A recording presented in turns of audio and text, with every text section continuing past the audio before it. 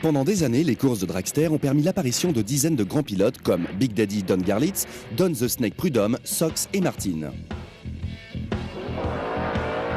Mais durant les années 60, un nom incarnait à lui seul innovation, technologie et passion pour les fans. Ce nom appartenait à un groupe d'hommes qui partageaient tous la même passion. Ils voulaient faire des Mopars les engins les plus rapides de la piste. Ils s'étaient surnommés les Ramchargers.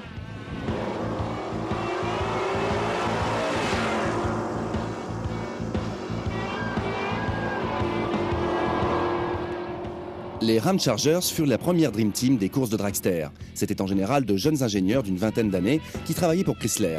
De 8h à 17h et du lundi au vendredi, ils aidèrent l'entreprise Chrysler à créer certains des plus puissants engins de l'ère muscle car. Et le week-end, ils emmenaient ces fameux engins sur la piste et démoralisaient littéralement les autres écuries.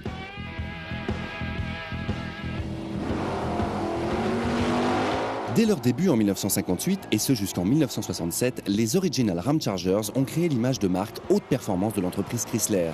Ils ont aussi partagé leurs secrets concernant la vitesse avec toutes les autres équipes sportives de chez Chrysler. Et durant leur temps libre, ces personnes, dans leur voiture à rayures multicolores, devinrent l'équipe de course de dragster la plus victorieuse et la plus populaire jamais vue dans ce nouveau sport. Ce qui a fait leur incroyable succès, c'est le fait que ce groupe a effectué seul la plupart de ce travail. Malgré tout ce que pouvaient penser beaucoup de gens, les Ramchargers n'étaient pas une équipe de course sponsorisée à coût de millions de dollars par Chrysler. Ils ont débuté comme un simple club de voitures. On avait un groupe de 10-12 personnes vraiment dévouées, puis on avait d'autres membres de l'équipe Ramchargers qui allaient et venaient. Dan Mancini construisait les moteurs. Ce fut l'un des membres fondateurs des Ramchargers. La plupart d'entre eux étaient des ingénieurs. Pendant un mois, on s'est retrouvés quelques fois après le travail. Chaque personne avait son propre projet qu'elle voulait mener à bien. Si elle n'avait pas son propre projet, elle aidait alors un collègue à réaliser le sien. En fait, on s'entraidait. Jim Thornton partageait son siège de pilote avec les autres membres, comme Herm Moser, Mike Buckle et d'autres. Il est même devenu le président du club. Lorsqu'il les a rejoints, les Ramchargers étaient cependant déjà connus. J'ai lu un article sur les Ramchargers dans le magazine Hot Rod avant de rejoindre Chrysler. J'ai commencé en 1960. La deuxième mission que l'on m'ait confiée, c'est de collaborer avec une équipe dans un labo où l'on travaillait sur les moteurs. Il y avait là 2 personnes dans ce labo, et c'était des Ramchargers.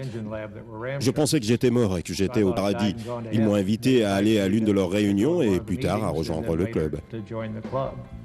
Gary Congdon était un spécialiste des carburants chez Holley Carburetors. À l'époque, il était détaché chez Chrysler. C'est alors qu'un petit groupe du service engineering l'a amené dans ce club. Danny m'a plus ou moins invité, je pense qu'il avait besoin de quelqu'un pour nettoyer le sol, lustrer les voitures. Puis il a dit, tu devrais descendre pour voir de quoi il est question. Chrysler était une organisation très unique à cette époque. Bien que ce fût une très grosse entreprise, on pouvait faire connaissance avec tout le monde. Les gens étaient très accessibles et très coopératifs dans l'engineering. C'était un endroit super pour un jeune ingénieur débutant. Tom Coddington était expert en carburant et il devint rapidement l'un des motoristes du club. Pour lui et les autres Ramchargers, cela devenait naturel de se lancer dans la course de dragster. Toutes les communes d'une certaine importance possédaient des pistes pour dragster. C'était soit des pistes spécialement conçues pour ça, soit une piste d'aéroport qu'ils pouvaient utiliser une fois par mois. Cela se passait comme ça au tout début. Et si une personne possédait un permis de conduire et une voiture ayant réussi les tests techniques, cette personne pouvait alors aller s'entraîner. Quelques mois après leur première réunion, les Ramchargers avaient déjà construit la première voiture du club, une Plymouth 49 au look original. On a construit une voiture qui s'appelait The Height and Mighty. C'était une voiture assez exotique. Elle pouvait faire des choses hors du commun sur la piste grâce à ses suspensions. Et pour une voiture à faible budget, elle sut remporter un énorme succès. De plus, elle ne coûtait vraiment pas cher.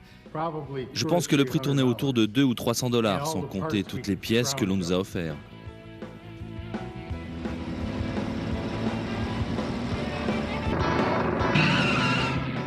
La course de dragster au début des années 60 était un sport mécanique accessible au commun des mortels. Les pilotes les plus rapides étaient des gens qui n'avaient pas peur d'essayer n'importe quoi. Apparemment, les Ramchargers étaient ce genre de pilotes. C'était assez bizarre de piloter un coupé Plymouth 49. Avec ses très hautes suspensions, ses collecteurs d'admission surélevés qui constituent en fait la première alimentation à air forcé, appelée tunnel ram, et ses collecteurs d'échappement au look extravagant, la High and Mighty rassemblait là un ensemble de nouvelles idées que seul un groupe d'ingénieurs comme les Ramchargers aurait pu imaginer. Le projet, c'était d'avoir un centre de gravité très haut et de faire passer le poids aux roues arrière afin de bénéficier d'une bonne motricité. On savait chez Chrysler à cette époque qu'un système de tubulure d'admission bien conçu pouvait développer plus de puissance que des carburateurs standards placés sur un simple collecteur. Lorsqu'ils participèrent pour la première fois à une course NHRA, la High and Mighty enregistra immédiatement un record de vitesse dans cette catégorie. Et ce record, elle le conserva pendant 3 ans. En plus des records de vitesse, la High and Mighty ouvrira plusieurs portes au sein de Chrysler Corporation pour les Ramchargers. En 1961, ils recevèrent enfin quelques aides de la part de l'entreprise. Lors d'une réunion au club des Ramchargers, on décida de contacter le département Plymouth afin de voir s'il pouvait nous aider à fabriquer une voiture super stock pour le championnat américain. Plymouth répondit « Eh bien, c'est intéressant, mais nous ne pensons pas qu'il y ait un avenir là-dedans. » Dès mon retour à mon bureau, je reçus un appel de Gail Porter. Il avait été à cette autre réunion en tant qu'associé à Dodge. Et il me dit « T'aimerais pas en parler à Dodge ? Je crois qu'il serait intéressé. » On a répondu « Bien sûr !» Donc nous sommes allés chez Dodge et on a rencontré là-bas Frank Wiley. Il était prêt à entendre notre longue histoire. On a en fait parlé un petit peu, histoire de se connaître, et à la fin, il nous dit « Pourquoi vous voulez construire cette voiture pour faire l'Indy 500 ?» La première voiture de course construite par les Ramchargers fut cette Dodge 61. Elle était déjà différente, mais lorsqu'elle reçut le traitement spécial Ramcharger, elle créa la surprise dans le monde de la compétition. Elle participa au Stock Eliminator. On avait réussi quelques bons chronos et aussi effectué de bons essais. Pourtant, Don Nicholson remporta la course dans une Chevy. Il avait une pause dans la course et l'annonceur, pour passer le temps, dit « Aimeriez-vous voir Nicholson piloter une Mopar ?»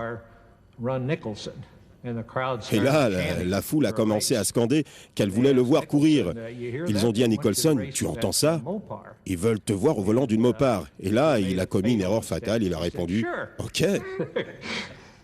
La photo qui fut diffusée dans tous les magazines montrait la voiture des Ramchargers, comme ça, devant Nicholson en train de courir. Moins d'1 mois après la parution de tous ces magazines, Chrysler a soudain décidé de se lancer dans la course de dragster. Durant l'année 1962, Dodge travailla dur pour véhiculer une bonne image de sportive aux yeux des clients américains. Ainsi, grâce aux Ramchargers, ils avaient dès lors un véhicule à présenter. Il y avait enfin une Mopar qui pouvait rivaliser avec les Chevy 409 et les Pontiac Super Duty. Les voitures Max Wedge 62 étaient de sacrés monstres, quelques 1500 kg de pur muscle. Elles étaient équipées d'un monstrueux V8 de 6,7 litres et ces voitures passaient de 0 à 100 km/h en une fraction de seconde. Cette mécanique, fonctionnant avec un respectable rapport volumétrique de 13,5 à 1, était alimentée par 2 carburateurs Carter à 4 corps montés sur une tubulure d'admission en aluminium dotée d'un système d'admission en air forcé. Tout cela s'exprimait à travers un échappement pour le moins libre. Voilà une bien belle mécanique conçue pour la course. Afin de rendre un hommage bien mérité à leur équipe, Dodge nomma ce puissant groupe moteur le Ramcharger. Ce fut peut-être aussi dans le but de partager un peu de leur gloire. Mais même si cette équipe était en partie responsable de ce nouveau comportement sportif chez Chrysler, elle prenait toujours sur son temps de repos pour participer aux courses et avec son propre argent. Au début, tous les travaux effectués sur les voitures Ramcharger se sont faits après les heures du boulot. On quittait notre lieu de travail et on allait au garage pour travailler sur plusieurs voitures.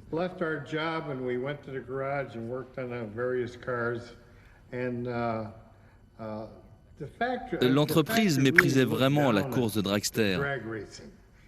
Il la plaçait dans la même catégorie que les motos. Même si les cadres supérieurs chez Chrysler n'étaient pas impressionnés, les Ramchargers étaient cependant devenus l'une des équipes de dragster parmi les plus importantes. Une vague d'excitation déferla sur les courses de dragster lors de la saison 63. Grâce à toutes les courses qui se transformèrent en véritables duels à partir de 62, le stock car devint la catégorie préférée des fans. Lorsque l'on regardait les courses de stock et de super stock, il ne faisait aucun doute que la Mopar dominait largement ce genre de compétition. De plus, tout le monde pouvait se procurer ces voitures Max Wedge. En 1963, Dodge n'avait pas encore dit son dernier mot. Les voitures Max Wedge étaient toujours plus légères que la concurrence. Cependant, elles possédaient une structure extrêmement fiable. Les roues arrière permettaient une parfaite motricité, la transmission Torque Flight était particulièrement résistante et sous le capot, les chevaux étaient bien présents. Cette année-là, le moteur Dodge Rancher faisait désormais 7 litres. L'échappement et l'admission avaient été encore agrandis et la distribution par poussoir mécanique encore améliorée. Même Plymouth, qui avait pensé 2 ans auparavant que la course de dragster n'avait aucun avenir, se lança elle aussi dans ce programme. Ils décidèrent d'installer la version du moteur Max Wedge dans tous les modèles, aussi bien dans le modèle bon marché Savoie que dans le modèle de luxe, le Sport Fury. Plymouth appela même son moteur Max Wedge Super Stock. Il était disponible dans des versions telles que le 385 chevaux à simple carbu 4 corps ou le 415 chevaux à double carbu 4 corps. À l'origine, le rapport volumétrique était de 11:1, mais la version sport avec son rapport volumétrique de 13,5:1 lui permettait de développer 425 chevaux. Si les pilotes le désiraient, le capot, les ailes, les pare-chocs avant et les portes pouvaient être en aluminium. On pouvait alors alléger de 68 kg ces voitures qui, à la base, étaient déjà très légères. Les Mopars Max Wedge étaient alors des voitures de course hors normes. On pouvait piloter cette voiture sur une piste de dragster. On enlevait les restricteurs du système d'échappement et ainsi on gagnait 90 chevaux de plus. On pouvait aller faire la course avec des Ford, des Chevys ou des Pontiac et généralement on les battait. Si on faisait la course avec une boîte de vitesse automatique, on était sûr de les battre car la motricité était très médiocre à cette époque. C'était une voiture prête pour la course. Dès le premier jour de la compétition, les Max Wedge 63 ont couru sur toutes les pistes de dragster du pays. Ainsi, il y avait des dizaines d'équipes Dodge et Plymouth. Elles avaient entre leurs mains les pièces que les Ramcharger avaient conçues. Tout le monde essayait d'avoir ces voitures rouges et blanches.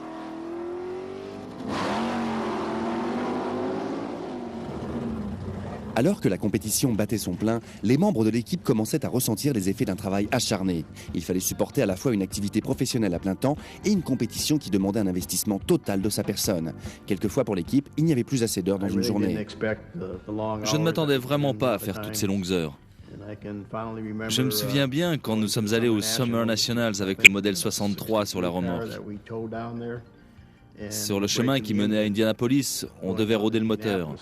Je devais alors m'asseoir dans la voiture, qui n'avait pas de vitre, bien sûr. On est parti vers minuit et il faisait froid. On essaya de faire un peu moins de bruit, mais il fallait que le moteur tourne à environ 2000 tours minute afin de le rôder le mieux possible. Les longues heures de travail acharné ainsi que le professionnalisme des ingénieurs furent payants pour les Ramchargers en 1963. Cette année-là, l'équipe remporta le Torque Stock Eliminator lors du Winter Nationals et de l'US Nationals. Elle a terminé le 1-2 à Indianapolis en établissant un nouveau record. Ce n'était pas une mauvaise année pour cette bande d'ingénieurs à plein temps et de coureurs à mi-temps. Alors que l'année 64 approchait, les Ramchargers pouvaient être sûrs de 2 choses. Ils allaient être plus rapides et la compétition allait être encore plus rude.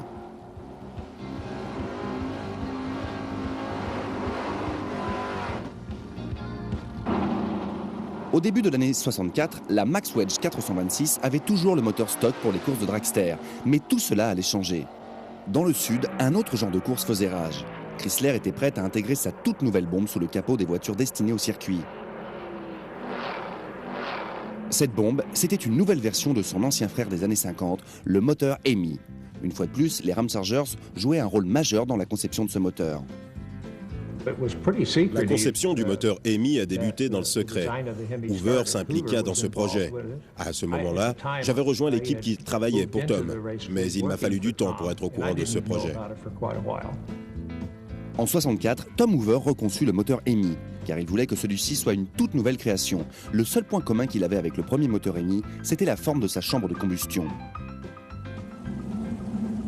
Les années précédentes, les Ford NASCAR développaient plus de puissance que les Dodge et les Plymouth. Le nouveau moteur EMI allait changer le cours des choses. Lorsque le moteur EMI a été utilisé pour la première fois en NASCAR, son premier tour de piste démontra qu'il était bien plus puissant que le moteur Wedge. Ford rentra dans une rage folle lorsqu'il constata que les Mopars allaient vite et bien plus vite que les Ford. Et bien sûr, Petty gagna la course.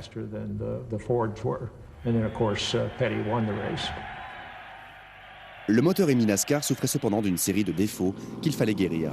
Mais les pilotes de dragster durent faire face à une autre série de problèmes. Comme d'habitude, les Ramchargers allaient se charger de trouver les solutions. Gary et moi, on a travaillé tous les deux sur le système d'alimentation. On avait des problèmes au niveau du carburateur, sur le modèle destiné au dragster.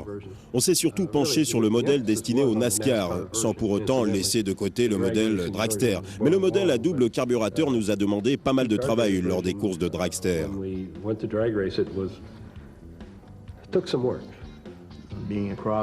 Durant un croisement de flux dans l'admission, nous avions une variation de la PME dans différents cylindres. La solution fut d'équiper les carburateurs d'un système à double pompe, avec couverture par dépression des corps secondaires. Mais cela nous a pris un sacré bout de temps avant d'arriver à cette solution.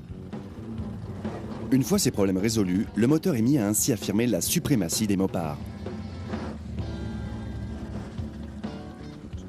La toute première fois que l'on a essayé ce moteur, c'était sur le Détroit Dragway, pour une course NHRA. Je crois qu'il fonctionnait en FX. Dès les premiers essais, on a établi des records de vitesse et d'accélération dans sa catégorie. Il fonctionnait avec un carburateur Holley et depuis ce jour, on a continué à utiliser le Holley. Pourtant, cette voiture était toujours dépourvue de motricité. Or, la toute nouvelle puissance dégagée par le moteur EMI n'a fait qu'empirer les choses. Les ingénieurs devaient alors apporter une solution à ce problème, et cette solution allait révolutionner le monde du sport. Afin de mieux répartir le poids, l'équipe a entrepris un changement radical. Les roues avant et arrière ont été déplacées de 10 cm vers l'avant. Ainsi, les roues arrière ont dû supporter plus de poids et par là même bénéficier de plus de motricité. Cette modification a été si bien faite que personne ne la remarqua. Ce petit ajustement d'empattement fut une réussite et c'est pourquoi l'équipe a décidé de continuer sur sa lancée. En 65, on décida d'être encore plus radical dans notre démarche. On a donc avancé les roues avant de 25 cm et les roues arrière de 38.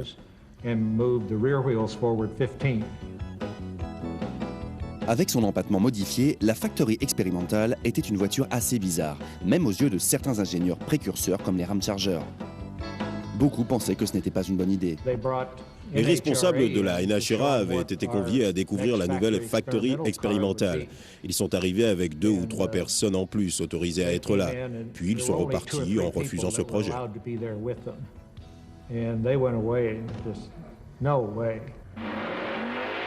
Même si la NHRA n'en voulait pas, cette voiture marchait à merveille. Dans la compétition de dragster, quand quelque chose marche, on le garde. Du jour au lendemain, ces voitures à l'empattement modifié ont commencé à pointer leur nez un peu partout. Les Ramchargers avaient alors inventé une nouvelle gamme de voitures de course. Les gens voulaient voir sur les circuits ces voitures bizarres qu'étaient les Mopars. On a vite appelé ces voitures des funny cars. Mais pour gérer une telle équipe de course, cela demandait beaucoup de temps. En effet, il fallait s'occuper du nouveau moteur EMI et de la nouvelle voiture. Et par ailleurs, la compétition devenait de plus en plus exigeante.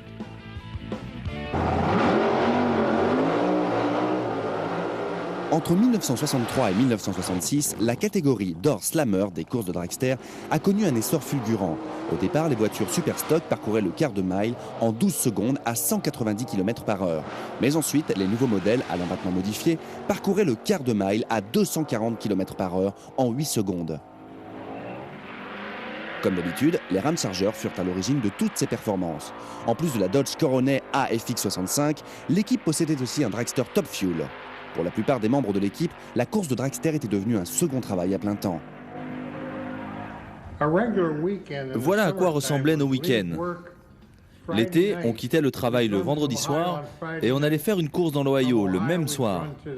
De l'Ohio, on repartait vers la côte Est pour faire une autre course le samedi. Puis le dimanche, on devait faire encore une course contre un autre adversaire.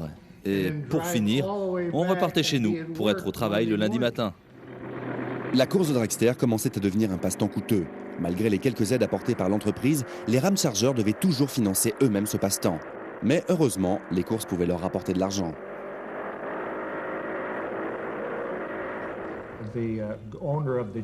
Le propriétaire de la piste, ici à Détroit, nous a contactés. Il a dit qu'il allait faire venir Nicholson et qu'il aimerait bien qu'on fasse la course avec lui.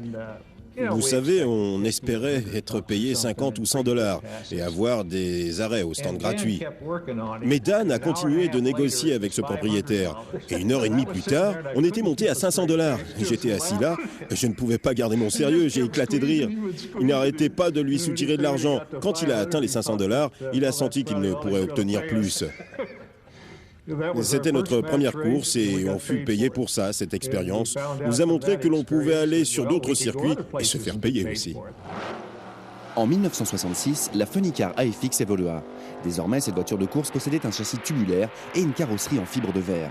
La Funny Car et le Top Fuel atteignaient alors une vitesse de 320 km/h. Ce sport et cet environnement dans lequel ils évoluaient maintenant étaient très différents de ceux de leur début en 1959. Les Ramchargers avaient su se maintenir au sommet du sport automobile pendant près de 10 ans et la liste de leurs exploits était très longue. Ils furent les premiers à effectuer un quart de mile en 9 secondes avec une voiture essence. La FX propulsée à la nitro le réalisa en 8 secondes et leur première Funny Car descendit à 7 secondes. Et ils réussirent tous ces exploits en plus de leur travail principal. Dans le département engineering, ils regardaient toujours un peu bizarrement les pilotes. Ils ne comprenaient pas pourquoi on voulait faire telle ou telle chose. Et cela nous a aidés à obtenir un avancement de l'entreprise. C'est pourquoi on ne restait pas longtemps après la course. Mais en 67, après avoir atteint tous leurs objectifs dans le monde du dragster, vint le temps de la réflexion. Par la suite, on obtint plus de responsabilités dans l'entreprise et on ne s'occupa plus forcément de l'équipe de course. On se disait « mais qu'est-ce qu'on va faire ? Est-ce qu'on va quitter notre travail pour continuer la compétition ?» À la fin de l'année 67, on décida de laisser tomber. Une nouvelle équipe de Ramcharger apparut alors. Elle fut dirigée par Dick Scott Glund, Dick Maxwell et Dan Knapp. Ils continuèrent la compétition sur les Top Fuel, les Funny Car et les Pro Stock pendant encore quelques années. Cette équipe a finalement raccroché en 75 et elle transforma cette entreprise en un commerce lucratif de pièces détachées pour voitures. On se souviendra pendant longtemps de Tom Hoover, de Wayne Erickson, de Dick Jones, de Herman Moser et de bien d'autres. Ils furent les pilotes de ces muscle cars et le fleuron des Ramchargers. La plupart des membres de l'équipe se voient encore aujourd'hui, mais pas pour courir. Maintenant, cela fait partie du passé. Les pilotes et les fans de dragster leur doivent un grand merci pour avoir rendu ce sport passionnant. Merci d'avoir regardé ce programme proposé par Moteur. Et n'oubliez pas, ne les mettez pas à la casse, mais restaurez-les.